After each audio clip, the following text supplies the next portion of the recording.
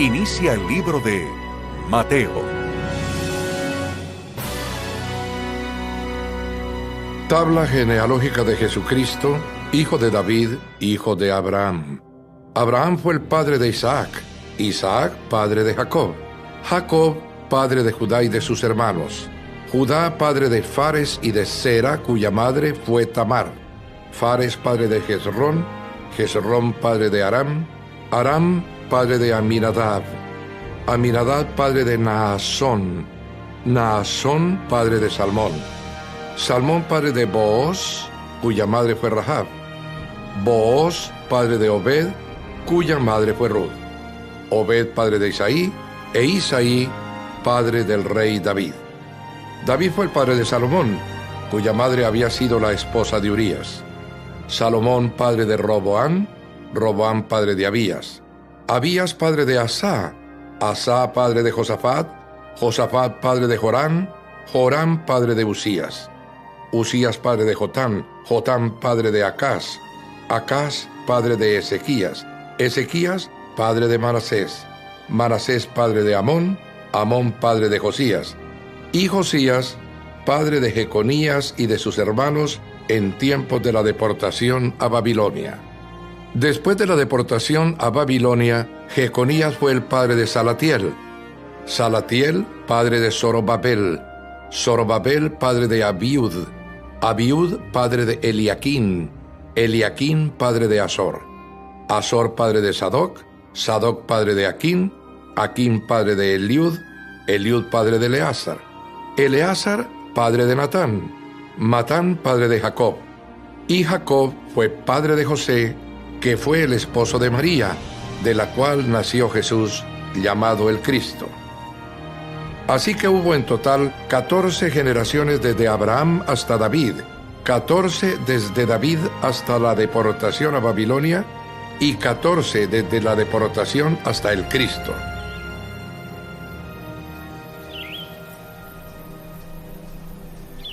El nacimiento de Jesús, el Cristo, fue así. Su madre, María, estaba comprometida para casarse con José, pero antes de unirse a él, resultó que estaba encinta por obra del Espíritu Santo. Como José, su esposo, era un hombre justo y no quería exponerla a vergüenza pública, resolvió divorciarse de ella en secreto. Pero cuando él estaba considerando hacerlo, se le apareció en sueños un ángel del Señor y le dijo: José, hijo de David, no temas recibir a María por esposa, porque ella ha concebido por obra del Espíritu Santo. Dará a luz un hijo y le pondrás por nombre Jesús, porque él salvará a su pueblo de sus pecados. Ahora entiendo. Todo esto sucedió para que se cumpliera lo que el Señor había dicho por medio del profeta: la Virgen concebirá y dará a luz un hijo, y lo llamarán Emanuel, que significa Dios con nosotros. Cuando José se despertó, hizo lo que el ángel del Señor le había mandado y recibió a María por esposa, pero no tuvo relaciones conyugales con ella hasta que dio a luz un hijo, a quien le puso por nombre Jesús. Después de que Jesús nació en Belén de Judea en tiempos del rey Herodes, llegaron a Jerusalén unos sabios procedentes del oriente. ¿Dónde está el que ha nacido rey de los judíos? Preguntaron. Vimos levantarse su estrella y hemos venido a adorarlo. Cuando lo oyó el rey Herodes, se turbó, y toda Jerusalén con él. Así que convocó de entre el pueblo a todos los jefes de los sacerdotes y maestros de la ley, y les preguntó dónde había de nacer el Cristo. En Belén de Judea, Le respondieron. porque esto es lo que ha escrito el profeta. Pero tú, Belén, en la tierra de Judá, de ninguna manera eres la menor entre los principales de Judá, porque de ti saldrá un príncipe que será el pastor de mi pueblo, Israel. Luego Herodes llamó en secreto a los sabios y se enteró por ellos del tiempo exacto en que había aparecido la estrella. Los envió a Belén y les dijo: Vayan e infórmense bien de ese niño. Y tan pronto como lo encuentren, avísenme para que yo también vaya y lo adore. Después de oír al rey, siguieron su camino. Y sucedió que la estrella que habían visto levantarse iba delante de ellos hasta que se detuvo sobre el lugar donde estaba el niño. Al ver la estrella, se llenaron de alegría. Cuando llegaron a la casa, vieron al niño con María, su madre, y postrándose, lo adoraron. Abrieron sus cofres y le presentaron como regalos oro, incienso y mirra. Entonces, advertidos en sueños de que no volvieran a Herodes, regresaron a su tierra por otro camino.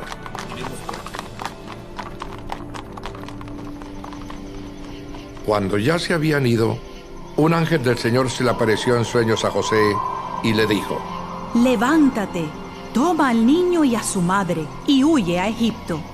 Quédate allí hasta que yo te avise, porque Herodes va a buscar al niño para matarlo. Así que se levantó cuando todavía era de noche, tomó al niño y a su madre y partió para Egipto, donde permaneció hasta la muerte de Herodes. De este modo se cumplió lo que el Señor había dicho por medio del profeta: de Egipto llamé a mi hijo. Cuando Herodes se dio cuenta de que los sabios se habían burlado de él, se enfureció y mandó matar a todos los niños menores de 2 años en Belén y en sus alrededores, de acuerdo con el tiempo que había averiguado de los sabios. Entonces se cumplió lo dicho por el profeta Jeremías: se oye un grito en Ramá, llanto y gran lamentación. Es Raquel, que llora por sus hijos y no quiere ser consolada. Sus hijos ya no existen.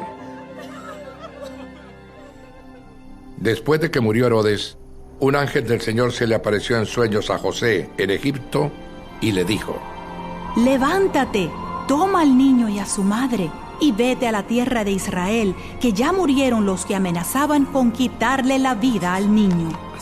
Así que se levantó José, tomó al niño y a su madre y regresó a la tierra de Israel. Pero al oír que Arquelao reinaba en Judea, en lugar de su padre Herodes, tuvo miedo de ir allá. Advertido por Dios en sueños, se retiró al distrito de Galilea y fue a vivir en un pueblo llamado Nazaret. Con esto se cumplió lo dicho por los profetas: lo llamarán Nazareno. En aquellos días se presentó Juan el Bautista predicando en el desierto de Judea. Decía: ¡arrepiéntanse! Porque el reino de los cielos está cerca. Juan era aquel de quien había escrito el profeta Isaías: voz de uno que grita en el desierto, preparen el camino para el Señor, háganle sendas derechas. La ropa de Juan estaba hecha de pelo de camello, llevaba puesto un cinturón de cuero y se alimentaba de langostas y miel silvestre. Acudía a él la gente de Jerusalén, de toda Judea y de toda la región del Jordán. Cuando confesaban sus pecados, él los bautizaba en el río Jordán. Pero al ver que muchos fariseos y saduceos llegaban a donde él estaba bautizando, les advirtió: ¡camada de víboras! ¿Quién les dijo que podrán escapar del castigo que se acerca? Produzcan frutos que demuestren arrepentimiento. No piensen que podrán alegar: tenemos a Abraham por padre. Porque les digo que aún de estas piedras Dios es capaz de darle hijos a Abraham. El hacha ya está puesta a la raíz de los árboles, y todo árbol que no produzca buen fruto será cortado y arrojado al fuego. Yo los bautizo a ustedes con agua para que se arrepientan, pero el que viene después de mí es más poderoso que yo y ni siquiera merezco llevarle las sandalias. Él los bautizará con el Espíritu Santo y con fuego. Tiene el rastrillo en la mano y limpiará su era, recogiendo el trigo en su granero. La paja, en cambio, la quemará con fuego que nunca se apagará.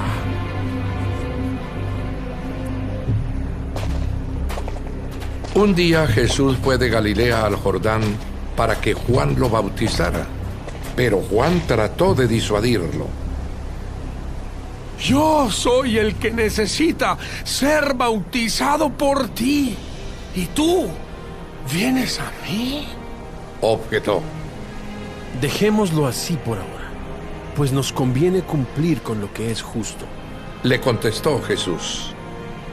Entonces Juan consintió. Tan pronto como Jesús fue bautizado, subió del agua. En ese momento se abrió el cielo y él vio al Espíritu de Dios bajar como una paloma y posarse sobre él. Y una voz del cielo decía: Este es mi Hijo amado. Estoy muy complacido con él. Luego el Espíritu llevó a Jesús al desierto para que el diablo lo sometiera a tentación. Después de ayunar 40 días y 40 noches, tuvo hambre. El tentador se le acercó y le propuso: Si eres el Hijo de Dios, ordena a estas piedras que se conviertan en pan. Jesús le respondió: Escrito está, no solo de pan vive el hombre, sino de toda palabra que sale de la boca de Dios. Luego el diablo lo llevó a la ciudad santa e hizo que se pusiera de pie sobre la parte más alta del templo y le dijo: Si eres el Hijo de Dios, tírate abajo, porque escrito está: ordenará que sus ángeles te sostengan en sus manos, para que no tropieces con piedra alguna. También está escrito: no pongas a prueba al Señor tu Dios. Le contestó Jesús. De nuevo lo tentó el diablo, llevándolo a una montaña muy alta y le mostró todos los reinos del mundo y su esplendor. Todo esto te daré si te postras y me adoras. Vete, Satanás, le dijo Jesús. porque escrito está: adora al Señor tu Dios y sírvele solamente a Él. Entonces el diablo lo dejó, y unos ángeles acudieron a servirle. Cuando Jesús oyó que habían encarcelado a Juan, regresó a Galilea. Partió de Nazaret y se fue a vivir a Capernaum, que está junto al lago, en la región de Zabulón y de Neftalí, para cumplir lo dicho por el profeta Isaías. Tierra de Zabulón y tierra de Neftalí, camino del mar, al otro lado del Jordán, Galilea de los gentiles. El pueblo que habitaba en la oscuridad ha visto una gran luz. Sobre los que vivían en densas tinieblas, la luz ha resplandecido. Desde entonces comenzó Jesús a predicar: Arrepiéntanse, porque el reino de los cielos está cerca. Mientras caminaba junto al mar de Galilea, Jesús vio a dos hermanos. Uno era Simón, llamado Pedro, y el otro Andrés. Estaban echando la red al lago, pues eran pescadores. Vengan, síganme, Les dijo Jesús. y los haré pescadores de hombres. Al instante dejaron las redes y lo siguieron. Más adelante vio a otros dos hermanos, Jacobo y Juan, hijos de Zebedeo, que estaban con su padre en una barca remendando las redes. Jesús los llamó y dejaron enseguida la barca y a su padre y lo siguieron. Jesús recorría toda Galilea, enseñando en las sinagogas, anunciando las buenas nuevas del reino y sanando toda enfermedad y dolencia entre la gente. Su fama se extendió por toda Siria y le llevaban todos los que padecían de diversas enfermedades, los que sufrían de dolores graves, los endemoniados, los epilépticos y los paralíticos, y él los sanaba. Lo seguían grandes multitudes de Galilea, Decápolis, Jerusalén, Judea y de la región al otro lado del Jordán. Cuando vio a las multitudes, subió a la ladera de una montaña y se sentó. Sus discípulos se le acercaron y tomando él la palabra, comenzó a enseñarles diciendo: Dichosos los pobres en espíritu, porque el reino de los cielos les pertenece. Dichosos los que lloran, porque serán consolados.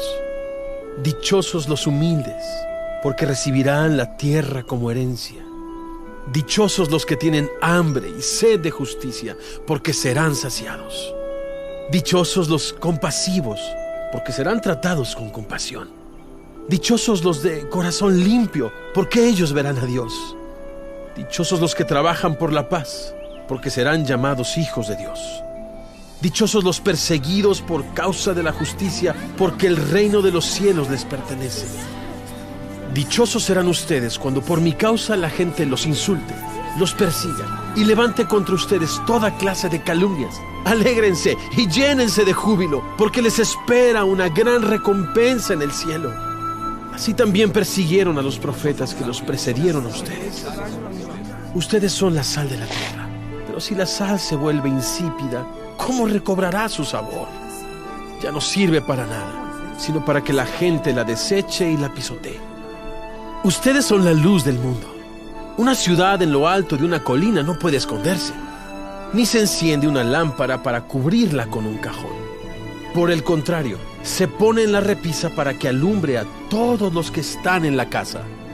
Hagan brillar su luz delante de todos para que ellos puedan ver las buenas obras de ustedes y alaben al Padre que está en el cielo. No piensen que he venido a anular la ley o los profetas. No he venido a anularlos, sino a darles cumplimiento. Les aseguro que mientras existan el cielo y la tierra, ni una letra ni una tilde de la ley desaparecerán hasta que todo se haya cumplido. Todo el que infrinja uno solo de estos mandamientos, por pequeño que sea, y enseñe a otros a hacer lo mismo, será considerado el más pequeño en el reino de los cielos. Pero el que los practique y enseñe será considerado grande en el reino de los cielos. Porque les digo a ustedes que no van a entrar en el reino de los cielos a menos que su justicia supere a la de los fariseos y de los maestros de la ley. Ustedes han oído que se dijo a sus antepasados: no mates y todo el que mate quedará sujeto al juicio del tribunal. Pero yo les digo que todo el que se enoje con su hermano quedará sujeto al juicio del tribunal. Es más, cualquiera que insulte a su hermano quedará sujeto al juicio del consejo. Pero cualquiera que lo maldiga quedará sujeto al juicio del infierno. Por lo tanto, si estás presentando tu ofrenda en el altar y allí recuerdas que tu hermano tiene algo contra ti, deja tu ofrenda allí delante del altar. Ve primero y reconcíliate con tu hermano. Luego vuelve y presenta tu ofrenda. Si tu adversario te va a denunciar, llega a un acuerdo con él lo más pronto posible. Hazlo mientras vayan de camino al juzgado. No sea que te entregue al juez y el juez al guardia y te echen en la cárcel. Te aseguro que no saldrás de allí hasta que pagues el último centavo. Ustedes han oído que se dijo: no cometas adulterio. Pero yo les digo que cualquiera que mira a una mujer y la codicia ya ha cometido adulterio con ella en el corazón. Por tanto, si tu ojo derecho te hace pecar, sácatelo y tíralo.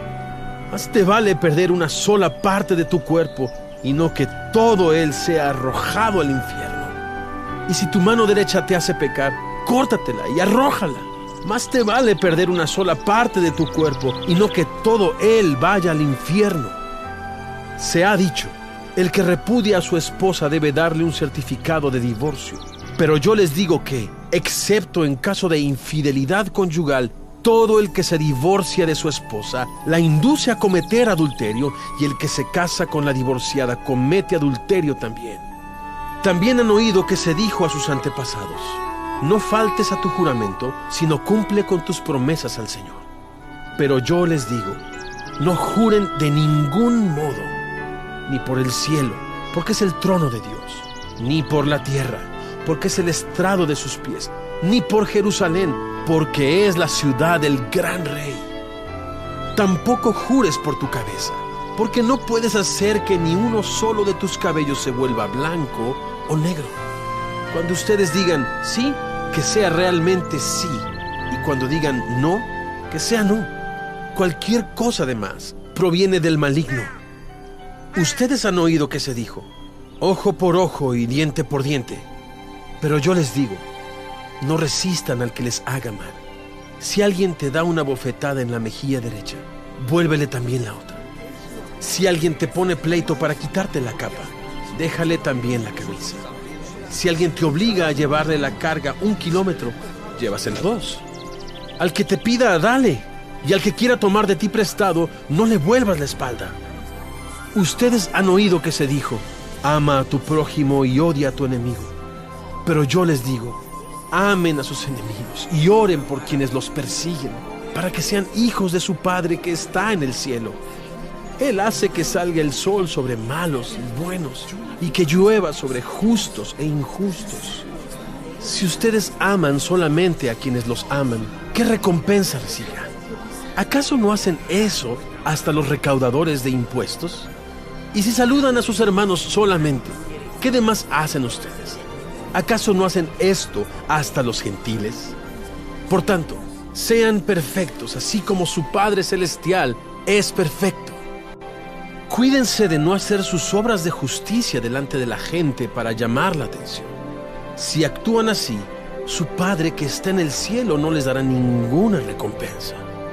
Por eso, cuando des a los necesitados, no lo anuncies al son de trompeta, como lo hacen los hipócritas en las sinagogas y en las calles para que la gente les rinda homenaje.